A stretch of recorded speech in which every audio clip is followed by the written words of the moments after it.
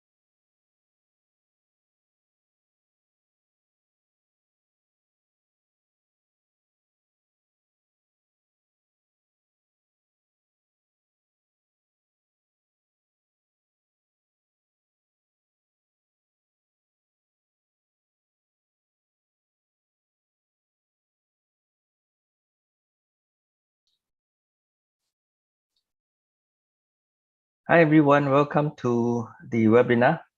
I'm your host, Timothy here, and we'll give another 2 more minutes for people to stream in, and then we'll start with all the introductions and so on. Right. So I'm looking forward to engaging with all of you this evening.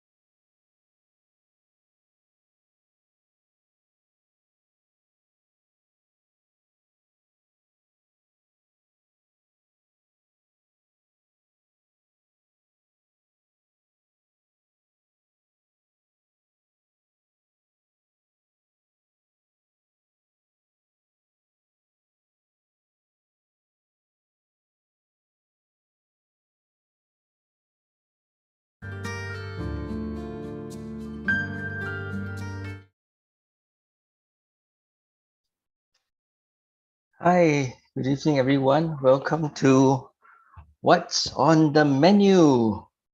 It's been a great pleasure for us to have so many of you coming in. I think this is still a pretty wet day out, and I think people are just probably trying to get home. I was a bit stuck on the traffic on the way home as well. Let me introduce myself. My name is Timothy Liu. I'm the Director of Ministry for Marketplace Christian Network, and this is a ministry with the Graduates Christian Fellowship of Singapore.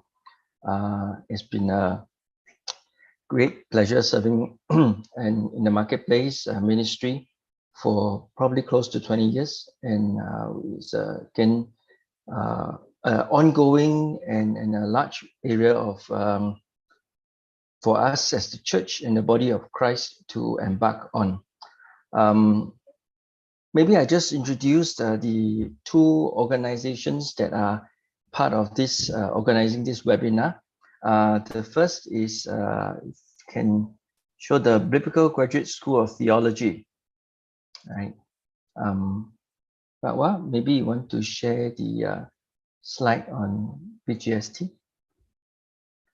BGST is unique amongst the Bible schools in the world because they are one of the few that explicitly note and so deliberate in their vision that offers theological education for Christian in the workplace and grows the application of your faith at work.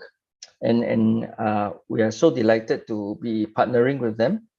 And there are many exciting courses, both for the people who are caught into church-based or church-related kind of a ministry, as well as those of us who are in the marketplace or the workplace. Next on. The other organization is Marketplace Christian Network. This is just a bit about myself.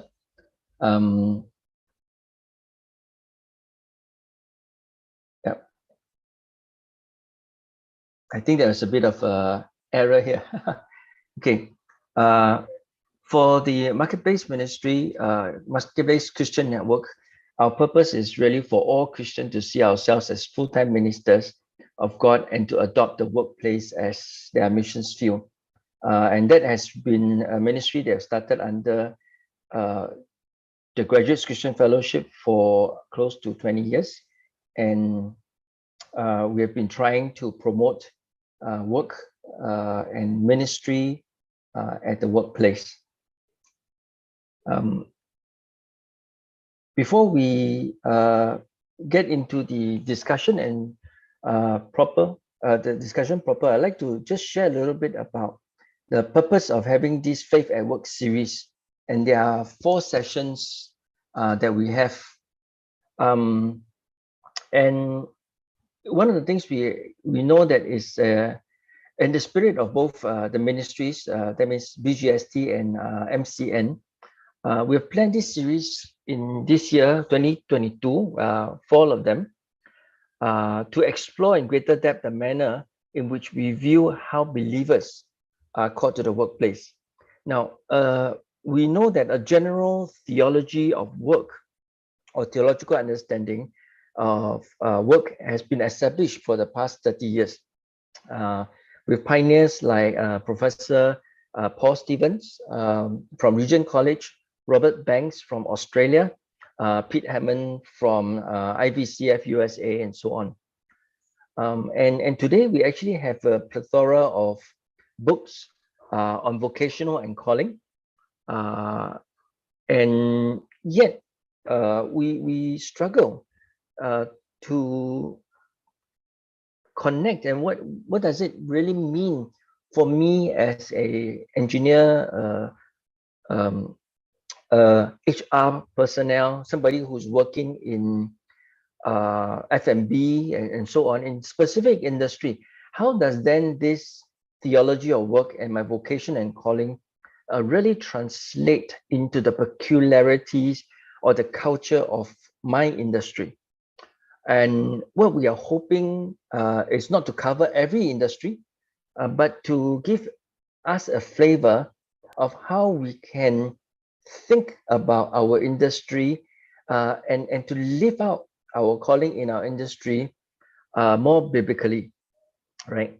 And so we take this opportunity working with our speakers who are experts in their specific realms to uh, share and explore from their own experience of what are their encounters in the industry as a consumer or a service provider, right? And to help us to understand this session and have sort of a mental model to follow and inquire deeper for each topic, we'd like to present you this Marketplace Christian Network 5P framework, right? And this 5P framework really, I hope, help us to have a good idea of where things are. But what is that the sharing of that model? Uh, let me Timothy, why don't you share from your own side? I think there's some Okay, slight issues on our sides. okay, no problem. Yeah, apologies for that. No, that's okay. Yeah, and we realize that we live in a broken world, and these are things that we have to learn to contend with, and it is a good thing, right? If you can see the screen in front of you, we have got the blue frame, and the blue frame is really the big narrative story of God. We talk about creation, fall, redemption, and the return of Christ. Using these broad parameters, we are then able to appreciate the various dimensions of workplace ministry. We seek to see all of life, including our work and our industry, in those terms. For example, what is our industry created for? The purpose of it. What is broken about it in our industry, in our sector of work? How then, as Christian, do we begin to redeem some of the work and the things that are wrong? And is there a way that we can re-envision if Christ were to come back? How will we do things differently?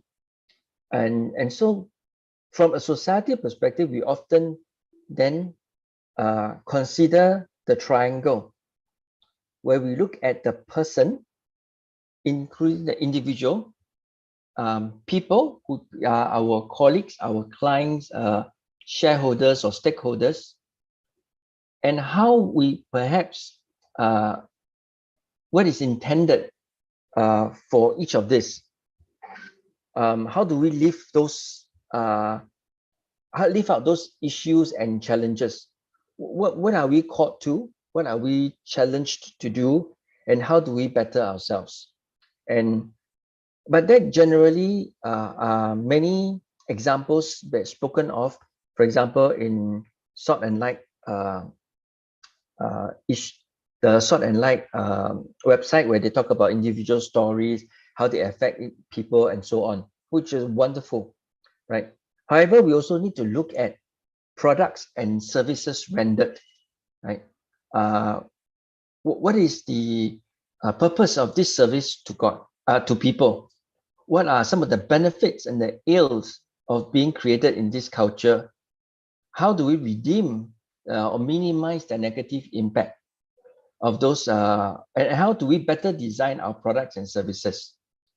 Places are those are the places where the products and the services come into contact with, right, through the value chain or their supply chain.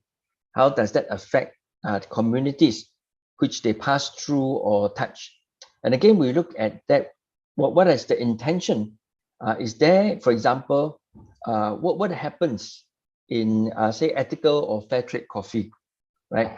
What are some of the problems that have been created, and what are the real value or some apparent values only? And what are the impacts on the environment? Are we exploiting the farmers or low-wage workers, etc.? Finally, we look at policy. What are the policies in the industry and culture which serves or hinder human flourishing? Do the government put in fair and just policies, or do they favor businesses, or is there sufficient policies to protect workers or consumers from unethical promotion? So an example is, acai, the dessert, is promoted as a health food, but actually is laden with a lot of sugar, right? So it is our hope that our audience and our Christians in here is able to sort of pick up the ideas being presented and see how in our discussion tonight and other elsewhere, that you are able to begin to fit some of these ideas into this 5P framework to help us to better understand workplace ministry. So without further ado, I'm going to introduce our speaker, Mr. Ruben Ang. So again, I think many of you know him as the Managing Director of Elsie's Kitchen, and he grew up loving food. It is visually clear that of his love for food, with his experiences in his extended family to cooks and bakers. But many may not know that he was formerly a FES campus staff worker, and is now managing his own food family business under this business group called Hesed and Ebert Holdings. And they have operate food courts, events, catering, etc. And actually, at my wedding, we used Elsie's Kitchen. So he's excited to be able to continue to serve God in the workplace through kingdom business and provide missional impact in various areas, addressing nutritional defect among vulnerable communities, food waste management, and environmentally sustainable business operations. Yeah, he's a good friend, and we love him dearly. And again, we apologize for the slight delay in this today's session, because our dear brother here have also succumbed, unfortunately, to the Omicron for a period of time. So, but as you can see, he's now healthy and jovial. And and moderating for this evening as a conversation is Dr. Lai Pakwa, who is the principal of Biblical Graduate School of Theology. And again, we serve together in church and also in many other areas. So it is my privilege to have these two dear brothers to share with us this evening. So without further ado, I'm just going to pass the time over to them. Pawa and Ruben. Thank you, Tim. Okay, as our dashboard manager starts to put up the PowerPoint, again, thank you for joining us for this new webinar that we have with the Marketplace Christian Networks. It's our pleasure to work with Tim, and looking forward to just dialogue with Ruben. Our apologies that we had some slight issues. What was there during rehearsals disappeared on us, and such is life when we rely too much on our technologies. This is a test of our emotional regulation. I think we have done so well so far. Now, with that, let's get to Ruben. Ruben, we know that a lot of us have heard of LC Kitchen, but not the parent company and what it does. Can you tell us a little bit about the LC Kitchen as a whole, and then basically, I think we have a few slide deck to run through, right? Maybe you just take a shot at it. Sure. Over to you. Yep. Thanks for having me. I apologize once again for deferring this. I think now the slides got COVID, but it's okay. We will deal with it as well. Yeah. So today is really about a story of sharing about who we are, but it's really not just about business. I hope that through this thing you see that the last 9 years for me, being full time in the company, it is a story of purposes and fields that the Lord has brought me to. And so I mean, very straightforward. As a business, we are what we call a food solution company, because we see ourselves doing everything related in food. You know, not just catering, which many people know us of, but we like to explore different solutions that our customers may have, and it's usually quite complex, right? It could be anything from managing their kitchens or even ideating about usage of space. But that's what we are good at, so we deal mainly in the food sphere. And our vision is mainly, what we hope to do is to enrich people's lives with our passion for food, because that's what we do best, right? And we hope to create that impact, whatever that impact is going to be, through what we do best. And I think that journey has been finding out what kind of impact that can be in different areas of their life. And one of the main things that guides us, I think, is the name, right? Hasset and Emet Holdings, which is the umbrella company, which you see on screen right now. I mean, those words, if you know, in the Bible, it speaks. Hasset speaks of God's faithful love, covenantal love for His people, and Emet is God's truthfulness of character. He is who He is, right? You know, on a certain sense, the journey for us is about holding those two in tension, not just a sentimental kind of love, or not just, you know, ruling by law, you know, being so straightforward, but holding that in creative tension as God's people. What we hope to do as a small company, if you see our logo, that beaming, that guiding flame, that visualization, is really how we as a small company, we are a family-owned business, we are SME in Singapore, we are still a small company that is growing. What we hope to do, that even as we do what we do and try to be faithful and still figuring it out, is that maybe through these sessions, conversation with friends, you know, exploring it together, we hope that what we do creates a larger impact, right? That rippling out effect, that guiding flame that will change the ecosystems that we're in. So very quickly, maybe just can share through the slides a bit of our history. Actually, we've been around for many years now. Next slide. Yep. Yep.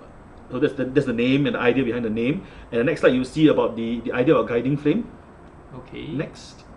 Yeah, so again, that's where we are, right? I'm not going to talk about 70 years, but we have been around for 70 years, in the third generation.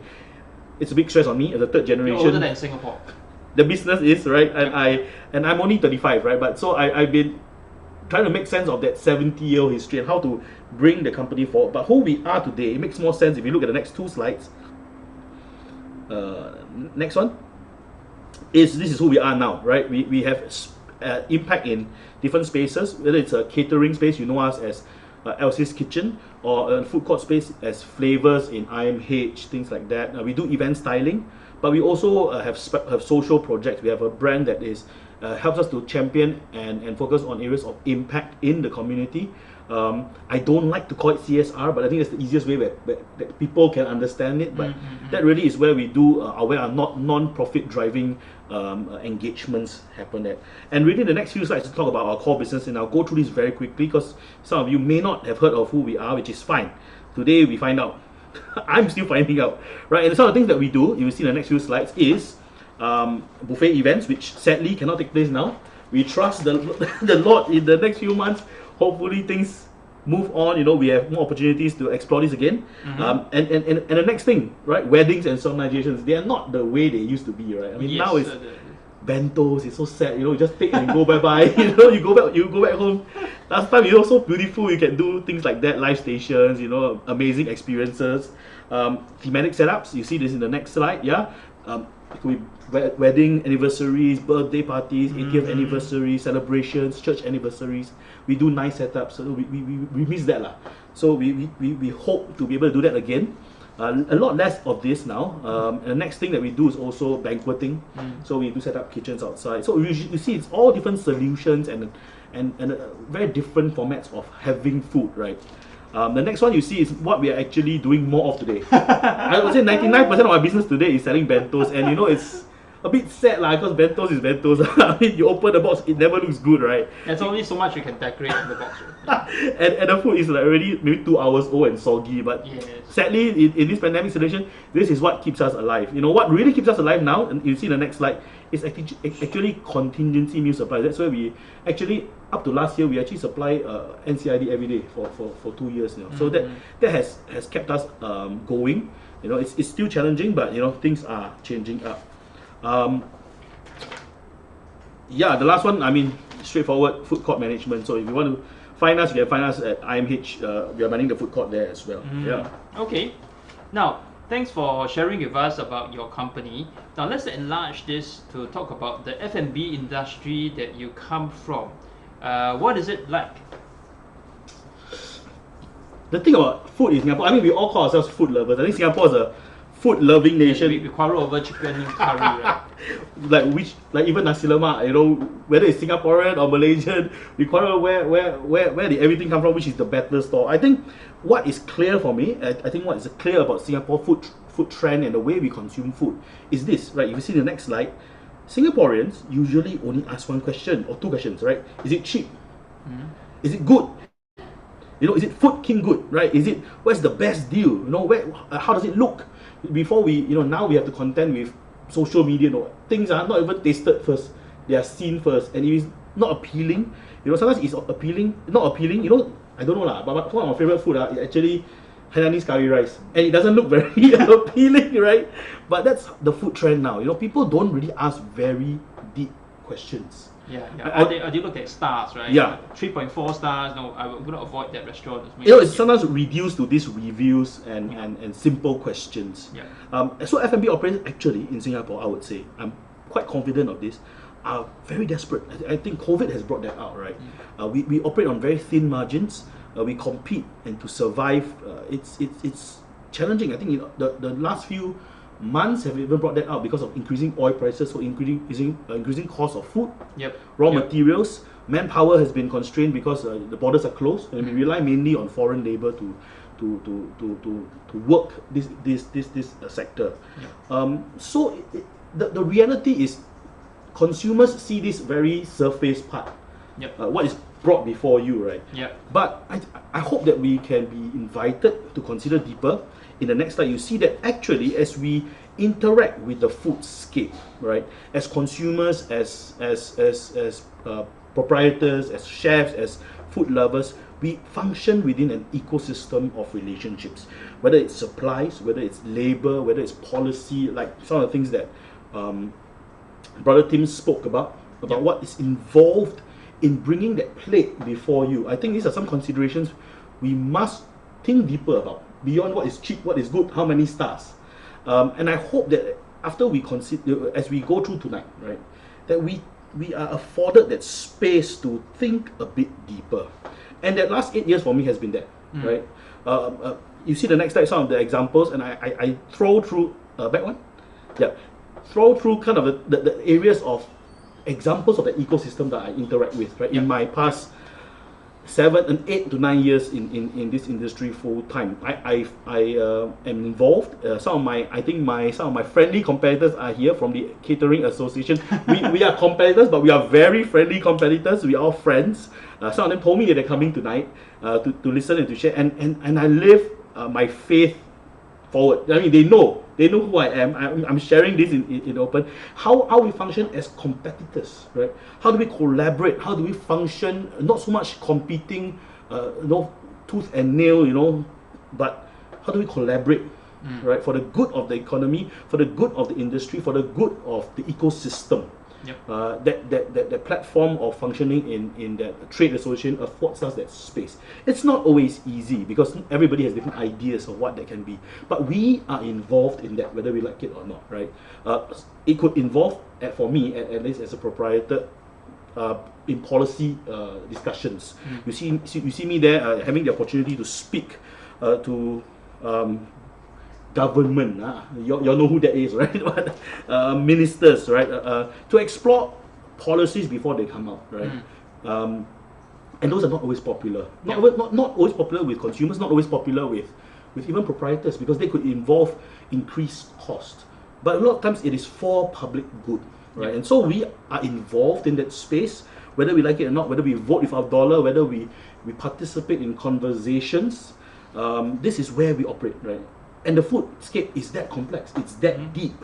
We are also involved in the communities where we are. That example, that's actually my on the bottom left is a picture of my factory, right? We host a Chinese New Year dinner for our neighbors because a lot of them were foreign workers that couldn't go back during Chinese New Year. Okay. Yeah. So that was an event that we had. We also involved with the community around our factory, which is a neighborhood area. So we host visits of schools and classes, and to engage the next generation about understanding food and the role they play. A little bit like what we are doing now here, but you Yes. know, in a bit more experiential way. But yeah, so those are the things that we do. One of the things that I think consumers can begin thinking about in the next slide, in considering our impact, right, and our interactions with the ecosystem. Yep. Brother Tim always like to use this example of the plate of char kway teow in front of you, to think as a consumer, as a food lover, what goes into that a plate of char kway teow, tracing that web of that relationships, right? Beyond the cholesterol, right? Yeah, don't think so much about cholesterol. Then you'll be less depressed. But thinking about what goes on behind that, where does it come from? Right? What processes happen to bring that plate to you? Right? Who are the people involved? So sometimes we don't see people, we just see maybe the waiter or the cook. But there's so many people that are behind that. Yep. That stream, right, upstream, you know, the farmers, the drivers, the logistics, you know, and how are they involved? How are they being treated in this whole process? Is something that we can and must consider as we interact with that ecosystem. So yeah, the ecosystem that I like to call the foodscape is a lot more complex than what we see before us. Yeah. Okay, so now that we have a sense of your foodscape and its complexity, now let's dive into the difficult questions. What are the challenges in your industry? The SIM question, so to speak. This could be like a 2-hour session, but Yeah, but he promised to do it in 10 minutes. well, if you see the next slide, I mean, I put this up because this is in the public space, right? Some of the examples that we see as consumers is when we see certain news articles being Okay, up, right? the next slide. Yeah. Next slide, we will see the yes. There so you go. These are things that are apparent to us as consumers. We see them only when we see them physically appear in the news, or it could be in full rubbish bins, right? So the fact is this, right? There are implications to our actions. Yep. I highlight this because this is not peculiar to them, right? To certain companies. The issue of, for example, underpaying staff. I can say briefly that we had to confront it even in my own business, right? We were ashamed of it, right? When I came in, this is the norm actually. It may seem like it's so abhorrent, it's so ridiculous, but when I entered the food industry, I realized that was the norm. That was the best practice. There was a market rate of paying people based on different nationalities. You know, if you are come from a certain country, this is the market rate. Even though, regardless of whatever rate was declared to the government, that was how the market operated. It made no sense to pay the declared rate because that could mean double of the market rate, right? That is not by any means normal, but it was the norm. We had to contend with these issues about having cheap food, right? And how there is a high cost to cheap food. You see that picture of cows there, right? Yep. The production of food has become over the years very industrialized to the point where we as consumers are totally not in contact with that. We don't see what we see is a nice piece of meat. Yep. It's so sanitized. We don't see how it's made. A lot of things, if we do actually know what happens at the farms upstream, the sorting, the rearing, the feeding, we may not actually want to eat that, right? So there are a lot of hidden processes that happen upstream when it comes to food production. What hits us, if we want to see, it's very simple, right? We go walk around, for example, in food centers. Just walk the coffee shop house. Look at the plates that are left over. How much food waste is created.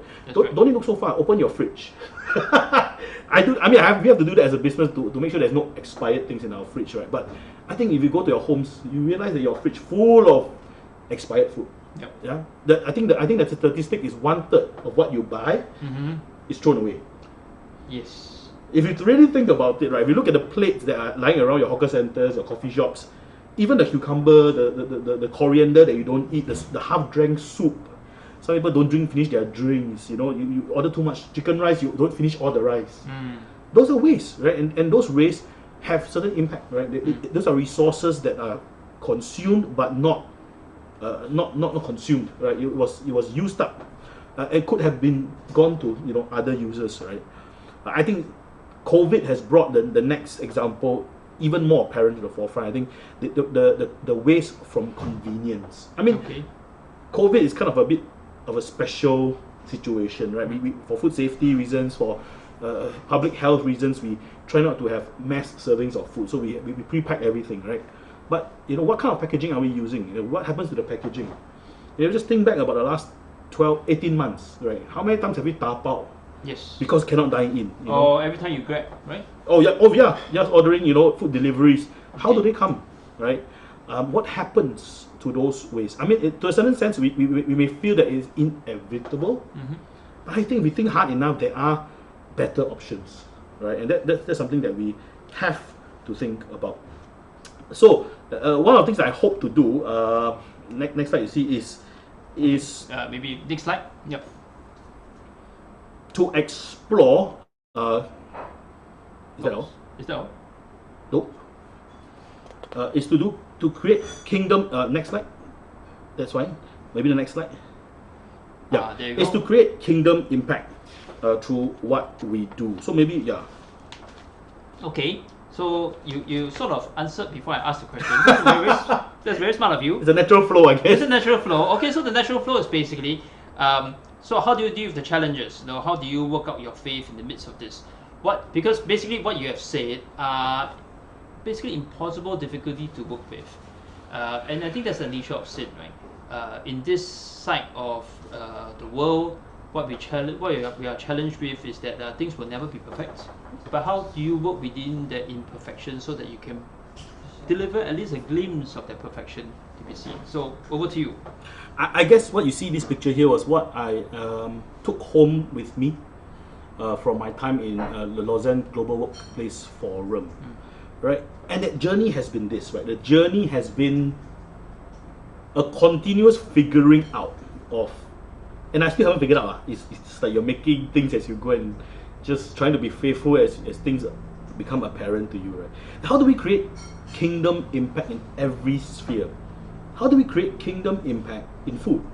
One thing I realized when I was learning to manage the business is that regardless, one advice I heard from management theories is that regardless of whatever business we are in, whatever sector we are in, whatever industry we are in, is that we are primarily in the business of people.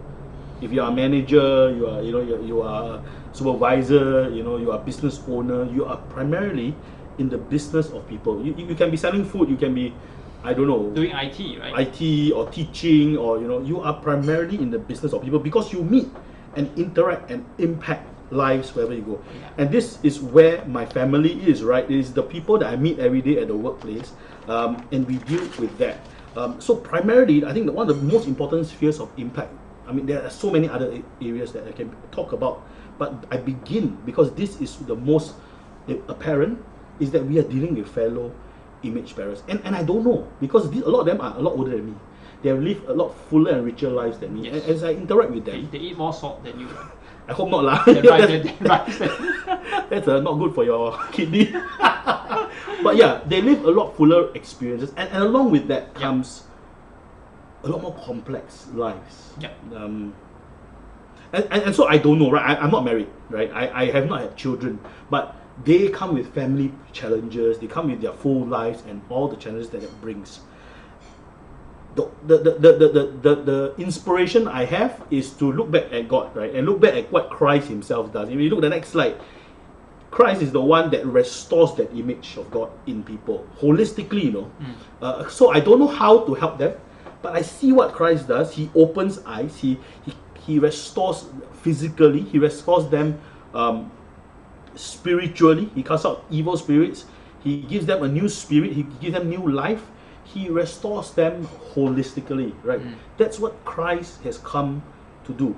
And so as I interact with my colleagues, right, as I try to love them, try, because it's not easy, and I still haven't figured out how to do it perfectly, right? And people are not always lovable, right? But and I deal with them one at a time because they're all unique, right? Is to hope for the restoration of their whole being. And so that gives me a bit of idea of how to look at different areas of individuals' lives that can be made whole. as we share that good news, as we be that good news in their midst, right? So it's complex, and yet we are not left clueless. Yeah. What you said is basically what theologians often say, right? It is here and not yet. The kingdom of God is here and not yet. So how we behave, basically, as how you put it, is we either here or we represent the not yet. I hope so. Yeah, we give that glimpse of that new creation, of what is to come, right? And what helps is also because I don't operate in a vacuum, right? I operate in a business that has always been a family business. It has always been family owned. It is now corporately run. But what is clear in that organization is that family values are strong. And this is what I inherited, right? My parents, my father's generation, his siblings, they had managed the business so far. Yes, they are all Christians, but they lift up the ethic in what they say is family business. And what they do is that they redefine what family is. That family business doesn't mean that we're same surname, so it's our business, so it's a family business, right? Only this surname can promote, right? Yeah. That's not, there's this idea, same surname. Even I have colleagues that are same surname but not my family. They also think it's from my family.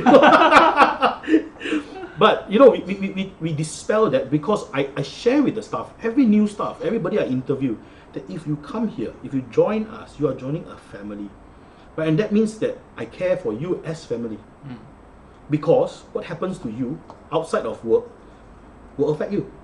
So I care for you holistically, your whole life, and people don't understand that at that point, but that is my covenant to them, right? And as we do life together, as we work together, that is how we continue to explore the issues of morality, right? I shared about a bit about this, but how much am I involved, right, in the moral lives of my colleagues, right? As a company, we set certain guidelines about workplace relationships, about ethics, about how we do business. We don't do this, and I hope that cascades down, right? And that's how we share the good news, and how we help them to be whole people as well. But we hope. I mean, I can't control everything that they do, right? But we set policies in place prohibiting certain practices, right? And guidelines on how we do things ethically, and that's one of the areas that we do. I can give you stories, right? For example, I put these pictures there so that it can strategically remind me about stories in the past. The bottom left one is Bottom left is gambling. Yes. And so as a business, we for example, we pay every month on the 7th, right? On the 7th day of the month, we pay the salary, right? On the 9th day, I have some of my employees come to me and tell me, no money. Boss, no money already. How? So they went very sense. So as I dig deeper, right, I realized some of them are foreign workers. Okay. Foreign workers got no barriers to entry, right? They can go in, they just got their passport, they can go in, they don't need to pay $100. I don't know how much is it now. So that is very, very easy for them, right? For them to find leisure and fun, right? But that's the truth, right? They come to me with that problems. So their problems is very easy. It's not my problem, You spend your money, it's not my problem, right? But you see, the thing is, what happens to them in that area will affect work as well, right? It's straightforward. So we do. I always joke my Hassan Imet HR is like Hassan Imet Family Service Center because we deal with every other thing involved in their life also. So my HR will have this casino exclusion service, We will make our staff come, we do debt counseling for them, we will help them to sign up, make them sign the casino exclusion, You have to manage their finances for them. Because it's brokenness in that area as well. So financial help, we are not a bank. We give micro loans, case by case. Because it is, of course we look at case by case, right? Usually it's for legitimate reasons like medical emergencies, right? Or a lot of them are foreign workers, they have floods back home, for example, where they need. COVID was one. COVID was one that is very, very apparent.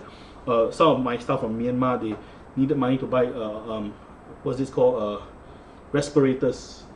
Those are the oxygen. Yeah, because back home it was the cases were crazy and there was no space in the hospitals, and so they were trying to save money to buy respirators to send back home to their families. Okay. You know, so cases like that where we offer micro loans, and of course we have our own internal policies lah, to safeguard ourselves, because too many times we become money go never come back.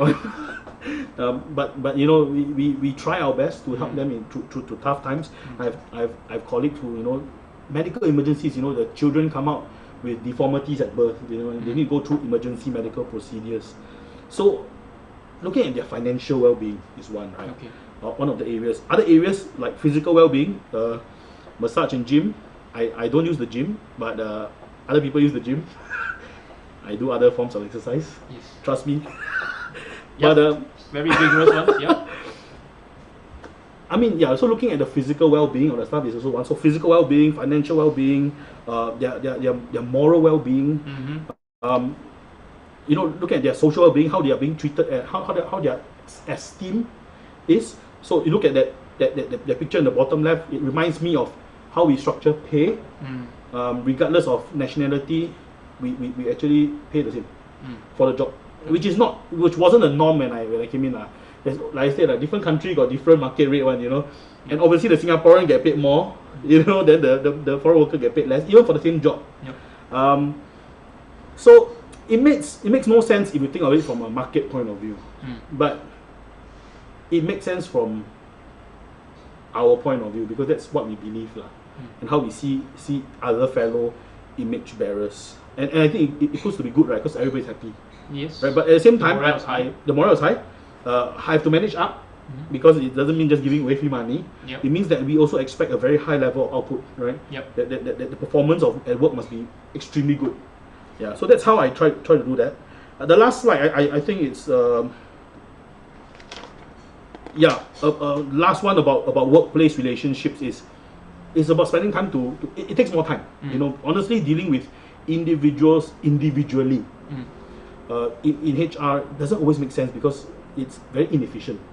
You got to sit down, listen to stories. You got to sometimes talk to the family for 3 hours. You know, I got colleagues' wives calling me about their problem because the husband don't feed the family. You know, things like that. Okay. But building those relationships affords friendship. Yeah. Like making that effort. loyalty. Yeah.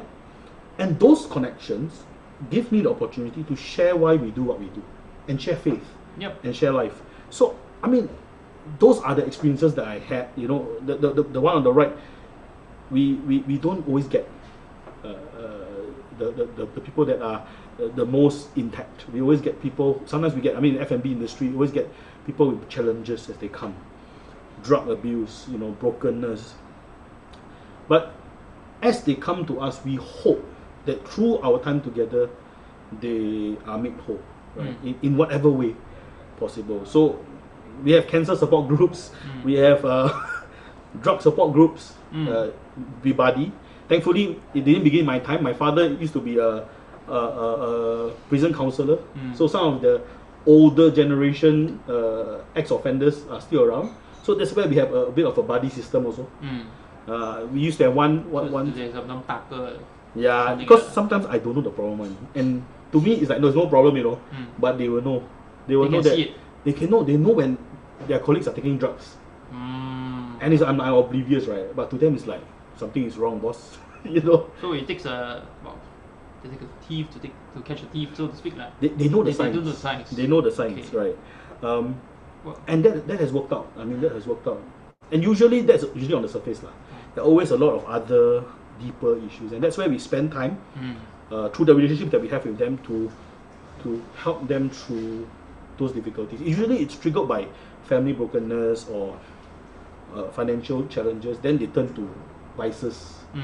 Yeah. So those are some of the experiences that we had in our workplace. Yep. It's very colorful because I'm just condensing 9 years of history into 10 10 minutes. Yep, Yeah. yep, So. yep. Well, I have some other examples about other areas of redemption that we are looking at. We are hoping to look at. One of them, you see the next slide very quickly, is trying to use more local Local food. ingredients. Yeah, I think we have a growing source of locally produced food, right? Even fish, right? Fish, usually a lot of seafood lah. Yeah. Seafood and poultry, eggs, no beef, no mutton. I got like, a little bit from Hay Dairy, but there's not much. I mean, in the government's eyes, it is about being more food secure, That's right. right? We have a SG 30 by 30 plan, 30% of our food by 2030.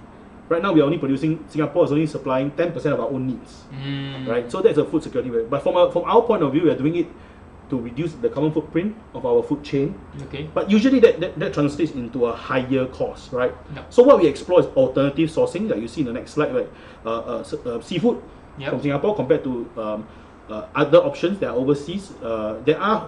Most of our seafood usually comes from Vietnam, right? Our frozen dory, our frozen shrimp, and things like that. But over the years, that has transformed into a lot more sustainable.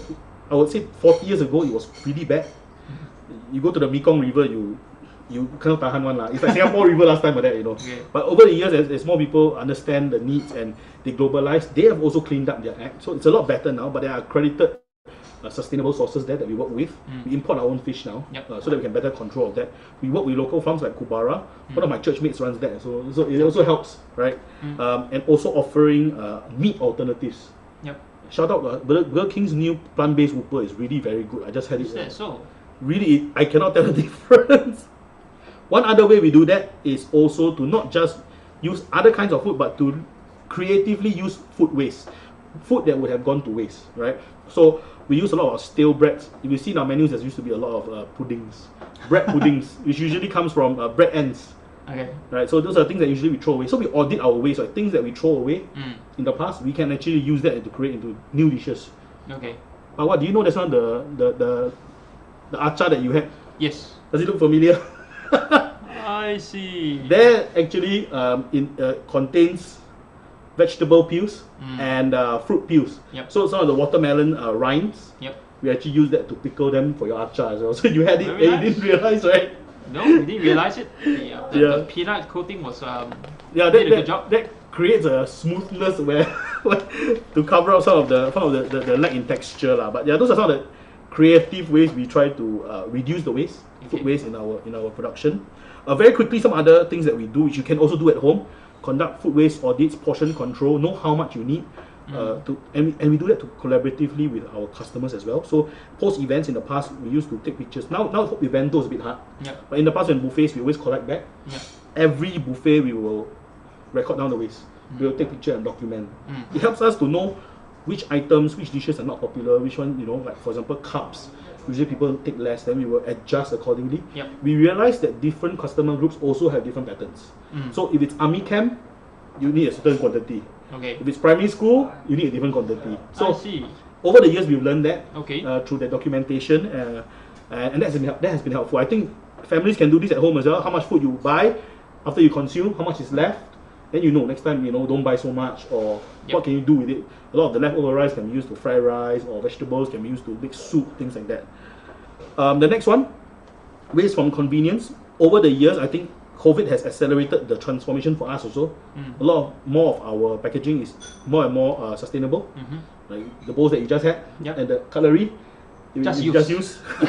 Not just that. the wooden cutlery. So this Yep. was some of the transformations that were accelerated with this new dining format lah. Yep. Because bento formats became more takeaway formats became more normalized. So we had to look at how this core business could be more sustainable. Yep. Because in the past it was just a side business. Yeah. Bentos used to be a small part of the business. Now it's but a great.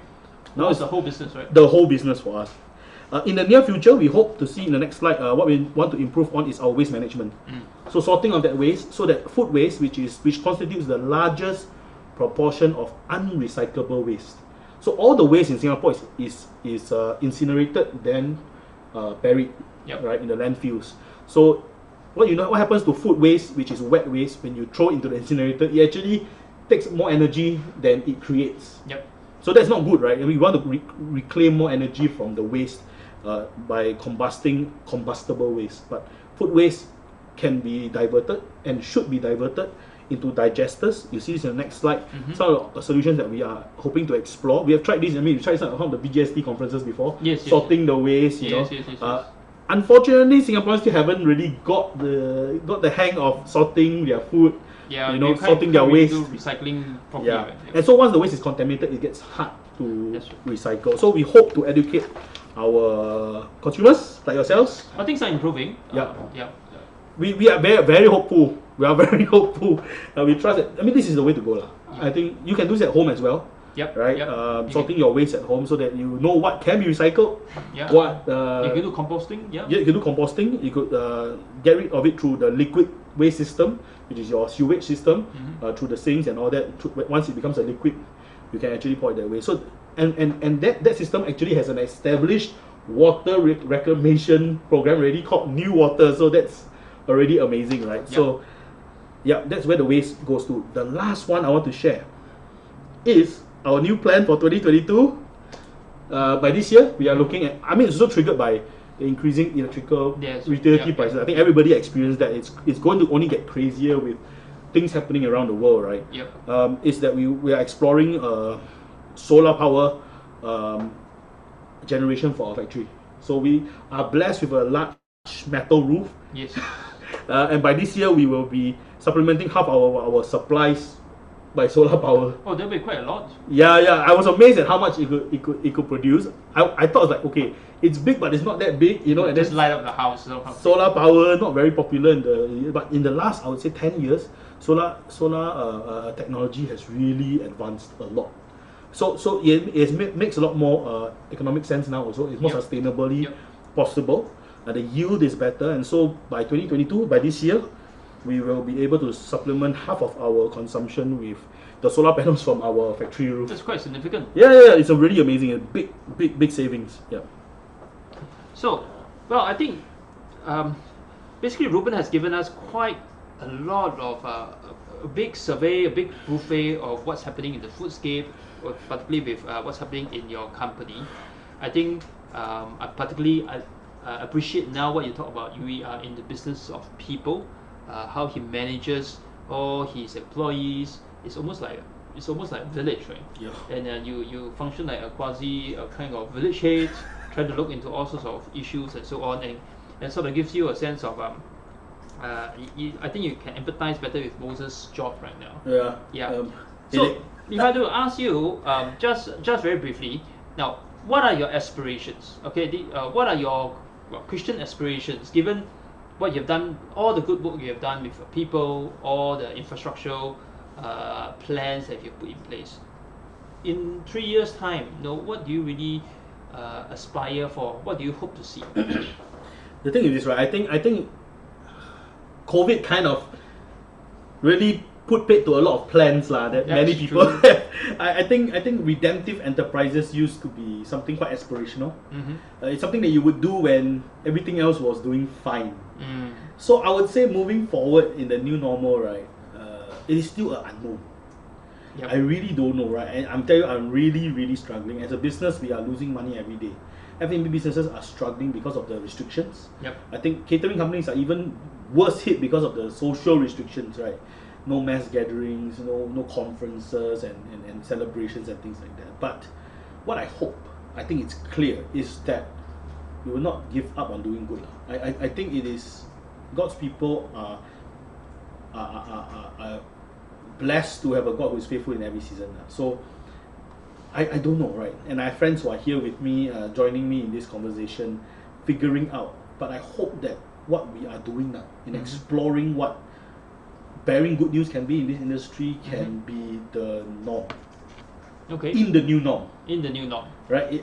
Whatever that means. The thing is, if I look back, a lot of things that I used to explore and things that used to be ridiculous and wow and new, like back in 2014, 13. If we turn back to 2013, for example, dormitories, migrant worker dormitories were a big problem. Yes. Bad conditions. If you just look back at the news articles back then, a lot of prosecutions and news articles about employers housing them in horrendous conditions. Back then we used to build our own dormitories in our factory, an ancillary dormitory, and then we put aircon lah, gym lah, free Wi-Fi lah, meals provided lah, and things. And we thought that was good lah. It's good, but it is something that the market was not doing. Fast forward 6 years down the road, it's all done.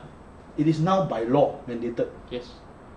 So we must be hopeful that the Lord is coming again, and the momentum is toward a new creation, right? We don't know when the Lord will come, but we know that as God's people, we are to be hopeful and to have our minds fixed on that, right? If you look at the two pictures that are next, is to remember that there is a momentum of flourishing as God created things. He created order out of disorder, right? He created good things. He created very good things, you and me. But what we look forward to, that momentum from good to very good to perfect, right? In the next picture, see the New Jerusalem. We go from a garden to a city, an increase in complexity, an increase of flourishing. That momentum cannot stop. And we as God's people participate in that momentum.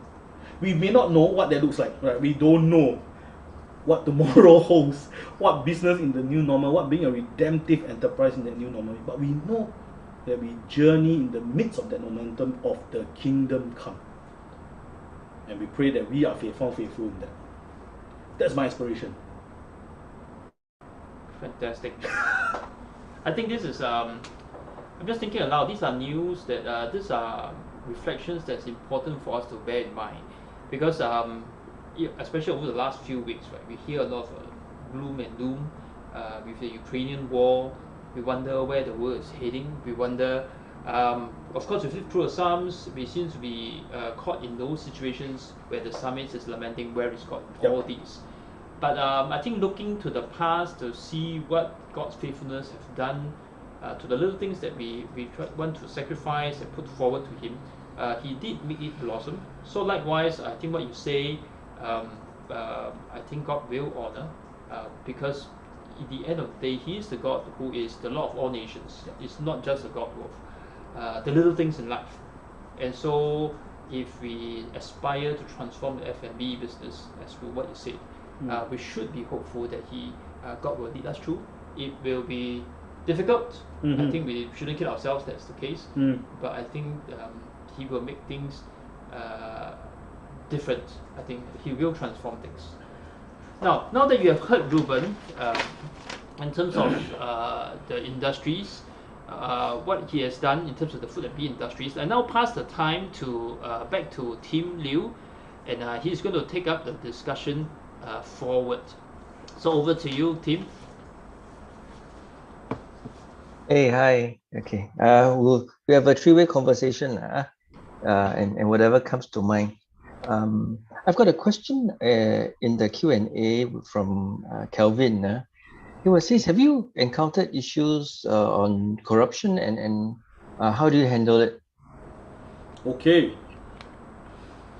First thing, God's people must learn to lament, which will eventually, if you look at the end of it, draws us back to God. But we must spend time to lament, because this has happened to me, right? I shared about this with my church mates because I struggled with it so hard, because we were losing so much money. Seems like, don't know where the money is going to come from. And then this opportunity came in September. September was a time where actually September came right after my August closure. So my business was shut down as a COVID cluster back in August, which back then is a big hoo-ha, right? But nowadays, 5 cases in your company is nothing, right? And so I was already very desperate as a business. We lose half month of revenue. Then suddenly, in last September, there was this big contract. All these hotels wanted to supply daily meals from us because of they were acting as a quarantine center.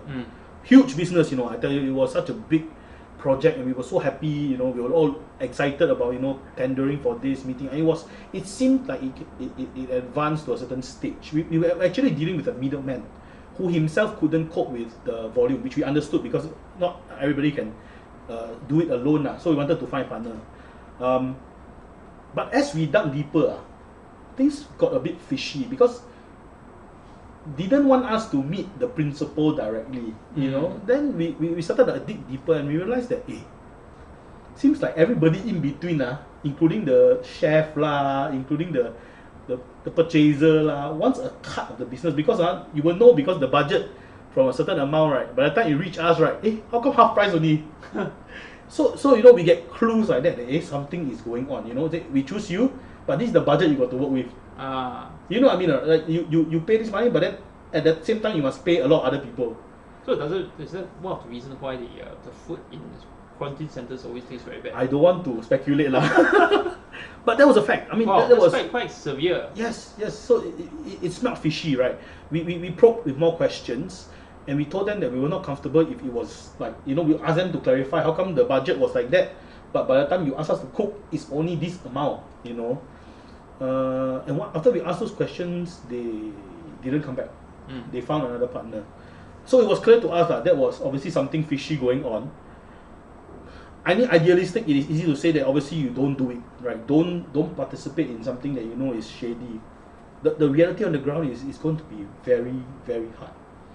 I lamented. I cried to God. No, I told my friends, because I told them it was so painful, I cannot bear it alone. And my friends, I don't think they're watching this, but these are my fellow church leaders. I shared with them that this is what I'm facing on the ground. Please pray for me, because my heart cannot take it. No, that day I really cannot take it. And then at the same time, I still remember I have seen my friends who are making money over meme coins. This cryptocurrency, and making so much money overnight. And all these news came in the same day. So that juxtaposition creates that tension. But I think as God's people, we return to Him. You never know how the Lord will use. The 3 weeks after that, we were given another opportunity. The Lord opens windows. Sometimes my friend tells me, the Lord closes door, He opens windows. You never know how the Lord works. But I think just this is the example that only came 4 months, 5 months ago. I think that what I can encourage you to do is to be clear about what the Lord wants you to do, and not want you to do, right? Not to participate in such dealings. And it's going to be painful. Trust me. Giving up opportunities like that is so painful, especially when, like me, F&B businesses are already losing so much money. But the fact is, you do not know how the Lord will deal with you. Okay. Right? The fact is, if you sin, your sin will catch up to you. That is very clear. Yep. We have seen so many examples in the Kings, in Chronicles, how they sin, and then the next king come and kill them and say, this is your judgment, because you murdered the previous king. These are clear examples that your sin will catch up to you. So don't do it. If you want to lament, you can always call me. I can identify with you, because I feel the same pain. And find people to support you in that journey, because God's people are always forgetful. Okay. What we always forget is how God has brought us through previous troubles. And my cell group in church helps me with that. I hope that you find that community for you as well, to help you as God's people to remember, because God's people always forget. Yeah. I think beyond this, what you shared also struck me, as in that many a times pastors and leaders, I know you are elder of a church, and so you're also sitting on the other side of the fence. But I recognize that a lot of times what marketplace people need in terms of help, it's not advice, but it's just to sit there and lament with you, because the pain is too great. Yep. And to walk with you, and that in itself is a worthy journey. I think it's also a great encouragement for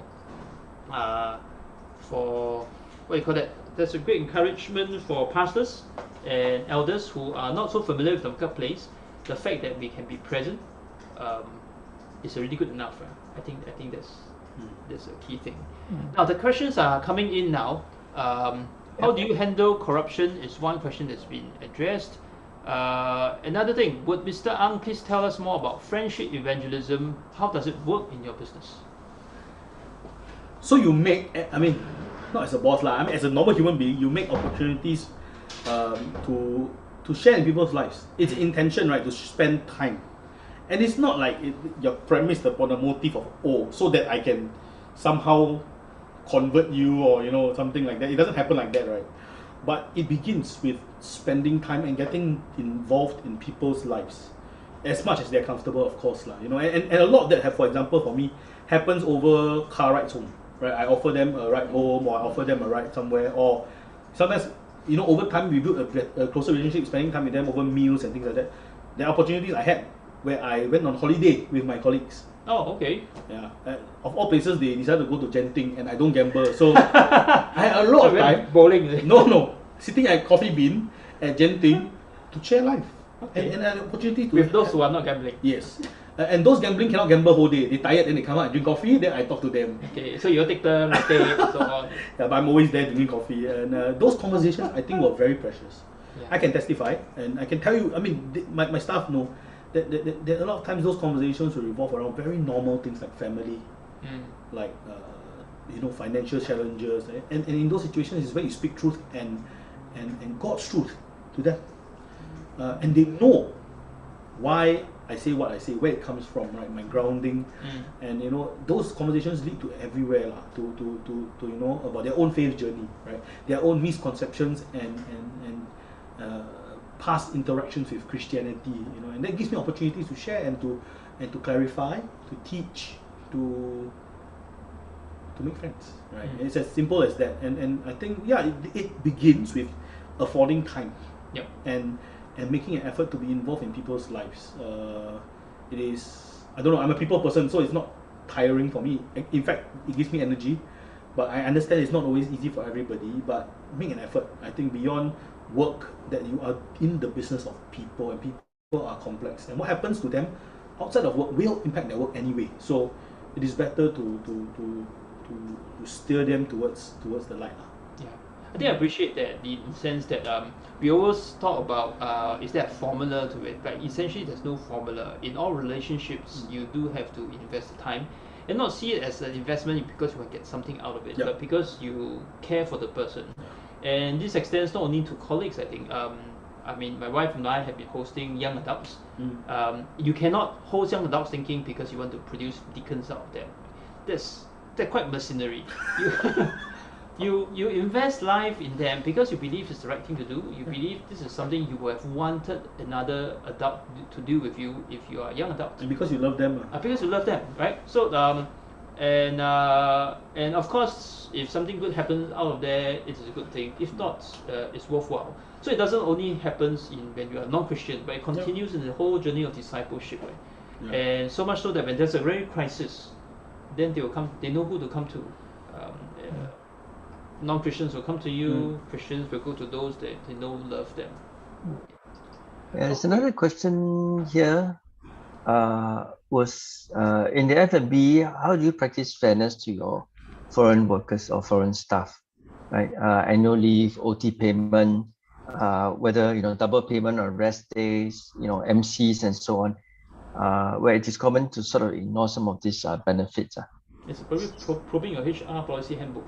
Oh yeah, but I always tell all the interviewees that come, don't worry, whatever MOM need, I will do, because even if you don't ever join my company, I also educate. Sometimes the interview session become career counseling also, because a lot of time they come to me and then they will share such practices lah. That is not the norm in the F&B industry to they don't know their rights, right? So a lot of the meal that I hosted in my factory, the one that you saw in the previous slides, that was actually in collaboration with the Migrant Worker Center, because a lot of foreign workers, not only just in the F&B, in the build industry, in fabrication, in manufacturing, we have a lot of foreign workers working with us, and a lot of them don't know their rights. So what the government requires of you, you better do, or else the law will come, right? That's the main fact, right? But I don't know what the alternative. The alternative is to not obey the law lah. I think I a bit scared lah. I don't dare. I suppose a lot of bosses also play with the power structures, right? Because there's always a threat that the migrant worker is thrown back before he can pay back all his loans for coming over. I mean, that is like an axe hanging over their neck a lot of times, especially if they are injured. So but are there any differential between your locals and your foreign workers in terms of benefits and so on? Nope, all the same. In fact, the migrant workers get more because we offer them housing allowance, which the locals don't get. So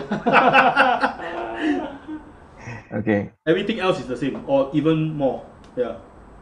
So from a curious perspective, right? Then for people who are operating, is it, look, your cost is astronomical comparatively. Then how do you balance the book and how do you remain competitive on the market without compromising your quality of food or other things? So the thing is this, right? Like I shared, I'm very upfront on with my staff, right? We treat you how we think we should treat you as family. We take care of you, so you take care of this business as it is your business because you're part of the family, right? If you damage things or you do things badly, you produce lousy quality, it damages your opportunity to earn. And if the company doesn't make money, you don't get to enjoy the same benefits, right? So it is a shared responsibility, and I set a very high expectation. So in terms of the output, in terms of the quality of work, I have higher expectations. I have very high expectations of what they can do, they should be doing. So higher than even your peers from other for the I other would think companies. so. Yeah. I would think so, right? But we don't do it out of fear because I know there are some companies that do like fines and penalties and threaten them to do so. I help them to orient to see that if this is your business, if you don't do things properly, you are not just affecting you, you are affecting Everyone. 200 families who are dependent on this enterprise. So it translates into more loyalty. So in terms of turnover, we don't really have much turnover. We have a lot of stuff we have been out for a long time. And yeah, I mean that doesn't always translate to a bottom line. It's not always so straightforward. It definitely means you earn less money. We always lament about that because especially when we see how, I wouldn't say the evil but the others do prosper and they keep buying houses and we don't do that. But it's okay I mean we have enough right? I mean we are already very fortunate already, you know what I mean so it definitely means that you don't earn as much but it means that a lot of the existing pricing models are not sustainable. It means that you would have to increase your prices, right? And if you look at my business, and I'm very clear about this, in my business comparatively to my competitors, it is not cheap. My services are not cheap because I'm very clear that there's a very high cost to low price. And if the high cost is at the expense of people and structures that are not honoring to God, then this system is not sustainable. Yeah. So consumers have to understand why things are more expensive for certain reasons, and why if things are so cheap, why are they so cheap? Yeah. Yeah. Yeah. So cheap not good, good not cheap. Reasonable. Good value. I suppose it only. I'm just thinking aloud, right? It only looks that you're not earning a lot because you're looking at it from your own individual family perspective. Yes. But if you look at collectively, all the stakeholders, the 200 families collectively, everybody wins much more than, let's say, the other organization. I don't know whether there's a consolation for you or. Not everybody always sees it from that point. I mean, a lot of people. I mean, that's true. Work for the end of the day, they just want to go home. So I mean, at the end of the day, we do what we can. We hope for the best, and we trust the Lord will take care of us. Yeah. One of the interesting reflection of this is from a sort of business perspective. It's the fact that when people look at profit, they look at after expenses and after benefits, after the distribution of salaries and so on. But what if we rethink it a different way and saying that the distribution of benefits or profits is actually to also all the stakeholders, including staff, the owners, and also and how that. So one of the interesting case study was actually Din Tai Fung in Taiwan, which the family had been very generous to their staff, and if you look from a business analysis point of view, you say these guys are not profitable and they should be making a lot more money with the long 2 hours queue of their xiao long bao, right? But yet they are very prudent in how they do it, and I think that's something for us to think about. Chelsea has got one more question here. It says, what are the key lessons in terms of discipleship during COVID? Or sort of where then do we go from here under the new normal? Big questions. Well, we have given some of it just now. The fact that you have to forego contracts even though that seems to be determining your survival. Yeah. That's a fifth lesson. Anything else beyond that? during COVID. Well, you can tell us about how Chicken rice, your ah. chicken rice, right? Yeah. He bought chicken rice for us. It's delicious. Coming up soon. Chicken rice is an interesting story that came out of COVID because so actually, I mean, business wise, we've not been doing well since 2020. Yeah, so we spent a good 1 year trying to figure out how to pivot lah. Yeah. Right, and it's been a journey that is up and down, you know. And I've been procrastinating a bit. I've been R&Ding, trying to come up with new concepts. Chicken rice is one of them. But it never got down to actually doing it lah until the Lord arranges things lah. And in August we were shut down. So for 2 weeks in August last year I was at home basically because my whole business was shut down. My staff were mostly in quarantine back then, right? And one of the businesses that we did was we used to cater meals to the hotels for their own quarantine services. And now my staff are in hotels consuming catered food. So they were not very happy lah because they look at catered food every day. And then now you ask them to eat catered food, they're also not very happy. But they also take picture every day because they wanted to conduct business intelligence to get some market picture of what other companies were offering as well. So because they plan menu until they run out of ideas also lah. So it's good to get some business intelligence lah. But I mean it was bad lah because I think morale wise, I think in COVID even until today that people sometimes don't take into consideration the effects on mental health. You know, it's really difficult, especially when people are stuck at home. People are dealing with fear, you know, and concerns. So I was stuck at home. I'm not sick. I wasn't under quarantine because, you know, we were in different parts of the building that were not affected by the health risk. But my staff that were on the first floor, you know, the production floor, the operations, the cooks were all under quarantine. So I had a lot of time on hand, and I realized that, hey, this is the best time to launch chicken rice or try an R&D chicken rice out. So yeah, that's what we did. Over 3 days, I cooked for 100 over staff that we had under quarantine, and then deliver to their homes individually. It was an interesting 3 days. At least that made my time to pass faster. But that's how chicken rice came about from a COVID shutdown situation, and we hope this chicken rice will give us new life in our business also. I suppose tying back to why you mentioned this and what does it got to do with discipleship, right? Is that discipleship is not just trying to be faithful, trying to keep the law, but it requires, if you need to play the same game but at a higher cost, or because you have taken it up willingly, you also must need to have an appetite for innovation, to think out of the box.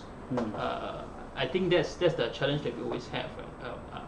If we have to work within the same structures and we want to pay more, you're not going to win the game or survive basically. You do have to innovate like what you did and so I do look forward to you finding food chaos to start selling your chicken rice. It's delicious and I recommend that. Now there's another question, right? I think more quite similar is about discipleship and then about future plans for the business lah. Future plans for it's more worth cover your future plans unless you have something, you have duck rice or something like that. No? Many more kiosks, and because I think we have one thing we learned out of this whole COVID situation is to be nimble, and like you said, innovative. Yeah. I think because we are a very established business. I mean, like you see, the history is almost 70 years now. We've always been here. It's easy to become complacent and think that we will still be here.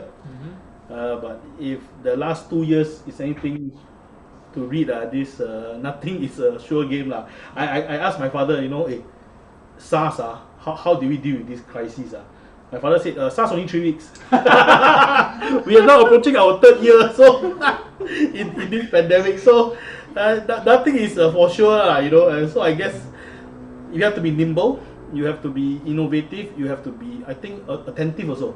So sometimes the Lord will lead you to interesting paths that you never thought you would take. But you know, these are maybe windows and opportunities, partnerships, collaborations that may come along the way. I don't know where the road will lead. Yeah. Has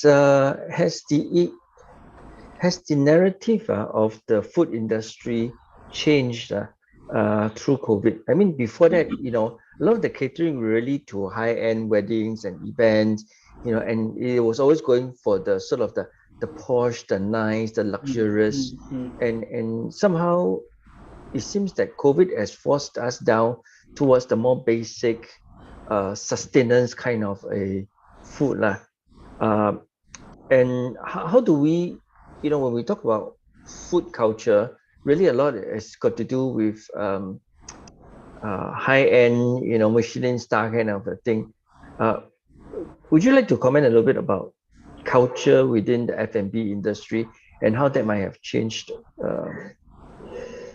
Definitely, I think in the last 2 years, the F&B industry had to react. I am very sure hotels and 5-star and Michelin restaurants never ever thought they had to sell takeaway. Yeah. Okay. Yes. You see now the format. They are now selling butler service to your house, things like that. So I think definitely the shift has been away from your prime malls, your Orchard Road. Now the places that are hardest to get stalls and space is in the heartlands. So the heartlands are basically where where you'll find most of the food activity now. Not so much in your big centers. Because people are working from home. A lot more people are working from home. Yep. But that also means that a lot of people are now a lot more comfortable with ordering food in.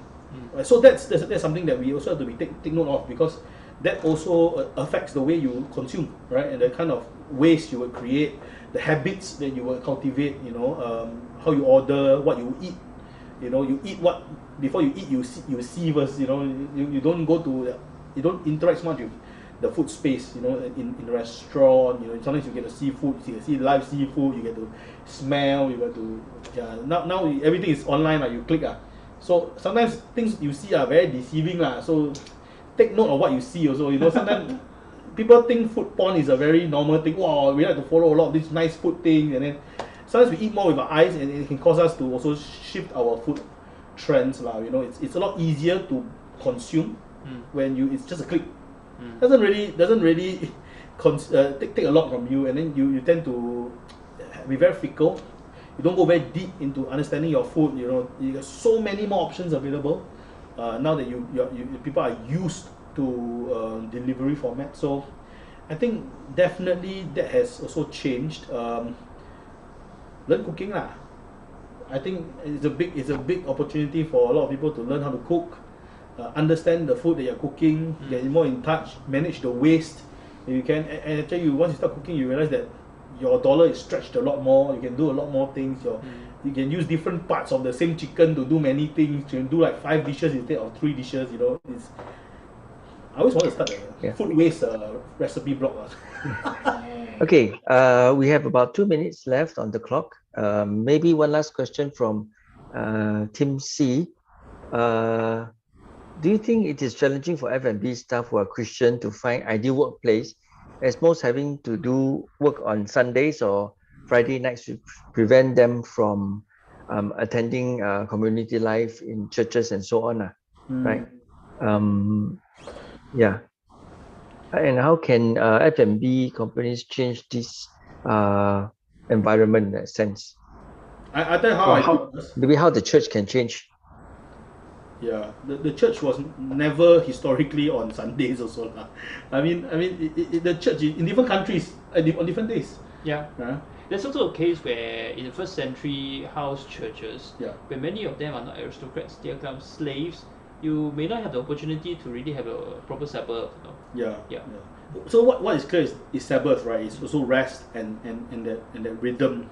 Of course, as an owner, I'm a lot more empathetic lah. But I'm also fair that it's not just the needs of my Christian employees, it's also the needs of my Muslim employees. They don't need time off to pray. So I have to be fair, right? There's a policy about considering the holistic needs again, right? The holistic needs of your employees, right? Their mental well-being, their spiritual being, their physical well-being. So we are not closed on Sundays, but those that are Christian that request off, leave it to the managers to schedule them on off lah. So that's what happens at our side. We have a few who are usually the ones that are affected on Sundays are usually your service staff and your chefs. Yeah, so I don't have many who are believers in those departments. Some are, but then we try to then rotate lah. So thankfully, I don't have a big problem because only a small proportion of them request off on Sundays. So when your friendship evangelism really kicks in, you will have a different kind of problem lah. Sure, we start church in office lah. There you go. It's thinking out of the box. Yeah. So Yeah. church doesn't have to be somewhere, church is where God's people is lah. I think that's an important point, right? Sometimes we think that okay, church provides, let's say, a service on Sundays. Everybody must take leave and come on Sundays. Another way of thinking about it is why can't church provides a worship service on Mondays for those people who can't come on Sundays? Yep. But of course now with online worship service, you sort of have that. But if you are just consuming or basically consuming, watching a worship service on Monday, it's not there yet. Alone? Yeah, It wasn't divided. That's not what church That's is not meant. what church is. Yeah, that's so not. so how can churches think more out of the box in terms of reaching people, not only the F&B industry, right? Generally service industries. Who takes a break outside of Sundays. I think there are a few who actually have churches on Saturdays and other days of the week. That's right. But I think that could be something that we could begin to explore. You could be the one who, Tim, you could be the one who kickstarts a new trend lah. And I mean, if there's a need, I'm sure that could gather some momentum as well. Whether to find a place that would suit that, that's honestly is a conversation that you would need to have lah with both your community, your pastors as well. Have a conversation with your boss. I don't think that. I think bosses today are a lot more sensitive to the holistic needs of the staff. Sometimes driven by circumstances, a bit of what I call this very complex philosophy of bopianness. That bosses now are a lot more bopian, but to have to consider and be more empathetic lah. So it's a good time to negotiate with your boss because now a bit short of manpower, so maybe it's a good time for you to have a conversation also lah. Yeah, honest conversation. Yeah. Okay. So thank you very much, Pak Wah and Ruben and everyone for coming and attending this. Any closing remarks, Pak Wah, in your reflection as the theologian? Well, I do want to say that Caleb has shared something very interesting, that Jurong Christian Church conducts Sunday evening services for factory workers who are working on Sunday mornings. So catering to the needs and meeting where people are, I think that's important. I think as a roundup, I think the food theologian has done a much better job than the historian theologian. So kudos to you. But I do want to emphasize that in the end, what Ruben said is very important. That in whatever we do, even if you are a tech company, we are still in the business of people. We work with people, we serve people. Even if you build robots, it is there to serve people's needs, and you're working with people who work with robots. So we should never forget that. And our relationship with our people, I think the key takeaway is not just the working hours. If you look at them holistically, it's also their whole lives. And so my prayer for all of us is that we will be able to take our colleagues and our friends, so that we can minister to them in their whole lives, and really work with them on that. Now, before we end off, there's a few closing slides. I think we ask Gracie to roll that up. Okay, so if you feel that first of all, you feel that you would like to support the work of BGSD, feel free to scan the QR code over there, okay, or just visit our website. Now the second part of the second slide is Gracie. Let's move on. Okay, let's move on to the next few slides. Okay, so the other thing that's happening is that BGSD is committed to helping lay people, Christians, the ordinary Christians, to work out their faith at the workplace. And so, Gracie, if you look at the other slides, and so we are trying to help you with a new certificate in workplace leadership. This is how we will approach that. Is we will integrate not only business theory but also Christian spirituality, theology, and personal coaching as a way of providing holistic training for leadership. So if you're interested, just scan the QR code or visit the Theology for Life website. Now finally, in 2 weeks' time, we are going to continue the part 2 of our virtual Bible Land tour, where we will Zoom Dr. Lim Ka Yong in to work with me. And what we're going to do is that we're going to cover the history of Syrian Antioch from the 1st century, which is from the period of the book of Acts right through to the 4th or 5th centuries, and to taste the spiritual legacy of the city of Syrian Antioch. So follow us on that day. The details are there. Feel free to sign up and register using the QR code.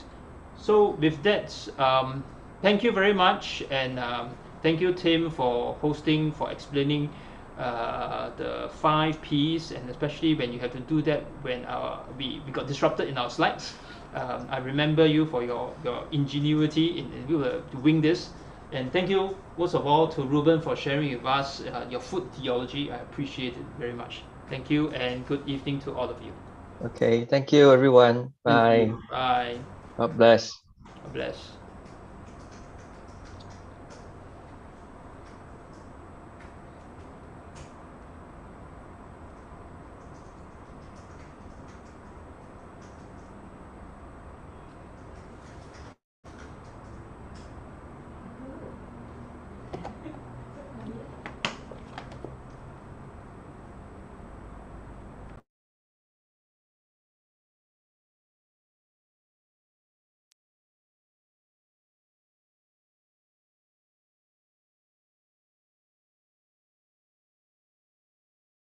Okay.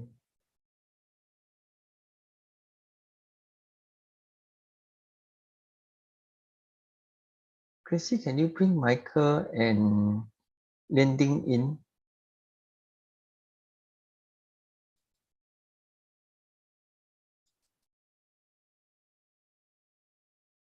And then